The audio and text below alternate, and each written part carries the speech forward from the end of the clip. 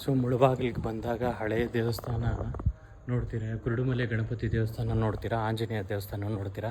ಪ್ರಪಂಚಕ್ಕೆ ಜಾಸ್ತಿ ಜನಕ್ಕೆ ಗೊತ್ತಿಲ್ಲದಿರೋ ದೇವಸ್ಥಾನ. ಸೊ ವಿಸ್ಮಯಗಳಂತ ಕೂಡಿರೋಂಥ ದೇವಸ್ಥಾನ ಇದು.